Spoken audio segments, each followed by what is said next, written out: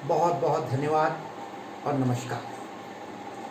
आज मैं एक नए अलंकार को लेकर आया हूँ। इसकी मांग करीब 8 विद्यार्थियों ने की है। मैं इस समय नाम नहीं ले पा रहा हूँ, कई दिन पूर्व की बात है। अलंकार का नाम है विनोक्ति अलंकार। आप लोगों से बहुत लोगों ने शायद ये नाम पहली बार आज सुना हो, लेकिन ध्यान रखिएगा, इस अलंकार के उदाहरण आपके आसपास घूम रहे हैं, आपको याद हैं। बस ध्यान करने की आवश्यकता है जरा सा। बड़ा सरल अलंकार, बहुत सरल अलंकार। बस केवल समझिए, अलंकार का नाम है विनोक्ति। साथियों, एक बार जब शीर्षक जो हो उसे तोड़िए, मरोड़िए, संधि कीजिए, समास कीजिए, जितने टुकड़े हो सके कीजिए। कई बार उसका अर्थ निकल आता है। मेरी अपनी मान्यता है कि 95% कार्य शीर्षक पे ही समाहित होते हैं। अब विनोक्ति है, एक शब्द इसमें आता है विना और एक आता है उक्ति। विना, अरे हमारे बिना, तुम्हारे बिना, पैसे के बिना, किताब के बिना, स्कूल के बिना, जानते हो ना। उक्ति कथन, बस यही परिभाषा है। कहता है, इस परिभाषा को ध्यान से देखिएगा, केवल 6-7 मिनट का वीडियो, और अगर आप उसे पूरा नहीं देखेंगे तो फिर अपने उदाहरण, और अगर वो पूरा देख लेंगे तो मेरी गारंटी है कोई उदाहरण आपको याद करने की जरूरत नहीं पड़ेगी, आप अपने आप ढूंढते रहेंगे। आइए देखिए परिभाषा। काव्य में जहां बिनु, बिना या रहित, बिनु बिना एक ही अर्थ है। जब अवधी भाषा में आते हैं, ब्रज भाषा में आते हैं तो बिनु कह देते हैं। कविता में बिनु आ जाए, बिना आ जाए या रहित आ जाए।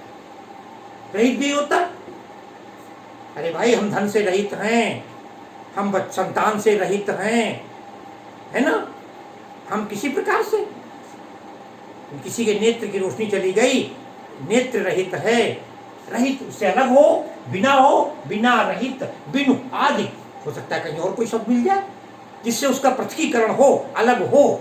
आदि शब्दों के माध्यम से हो क्या, एक के बिना दूसरे को शोभित या अशोभित बताया गया। एक के बिना दूसरे को, भाई स्वाभाविक है। हमने कहा धन के बिना, है ना, हम ये भी कह सकते हैं धन के बिना हम गरीब हैं, कुछ काम नहीं होता, अशोभित हो गए। धन से हमारी चमक बढ़ जाती है, शोभित हो गए। या तो अच्छाई बताई जाए या बुराई बताई जाए। एक के बिना दूसरे का संबंध केवल बिना से, रहित से या बिनु से ही होता है काव्य में। वहां जब आप उदाहरण देखेंगे ना तब याद हो जाए। साथियों, एक ऐसे हम कोशिश करेंगे, एक दो उदाहरण आपको बिनु के बता दें, एक बिना के बता दें, एक दो रहित के बता दें, अगर आप सुनना चाहेंगे तो, है ना। अरे एक ऐसा उदाहरण लेते हैं जो आपने बहुत बचपन से पढ़ रखा है, कबीर का वो दोहा, अरे निंदक नियरे राखिए, ठीक है, निंदक नियरे राखिए, आंगन कुटी छवाए, और बिनु साबुन पानी बिना, देखिए बिनु भी आ गया, बिना भी आ गया, बिनु साबुन पानी बिना, अरे निर्मल करे सुभाए। अब देखा ना आपने, निंदक नियरे राखिए, बिनु भी आ गया, बिना, बिना साबुन के, बिना पानी के, स्वभाव को निर्मल कर देता है, शोभित हो गया। शोभा है कि निंदक व्यक्ति को रखिए, बिना निकटता एक ऐसी चीज है जो बिना पानी के, साबुन के भी निर्मलता प्रदान कर देती है। एक उदाहरण दिया मैंने आपको, निंदक नहीं रहेगा, बिना भी आ गया। अरे बिना देखना, हमें याद है, हमारे एक मित्र आजकल प्राचार्य हैं, डॉक्टर दिवाकर शर्मा, एक बड़ा अच्छा भजन गाया करते थे, अरे जरी जावे रसना बावरी, राम के बिना, बिना आ गया। हम कुछ भी कह सकते हैं, तो बिना भी हो गया। रहित देखिए, एक उदाहरण रहित भी दे देते हैं आपको पहले, फिर बाकी और उदाहरण देते हैं आपको। दशरथ जी राम के वियोग में तड़फ रहे थे, सुमंत जी राम को भेजने चले जाते हैं। कौशल्या देखती है कि तड़फना है इनका शुरू हो गया है, अंतिम समय आ रहा है।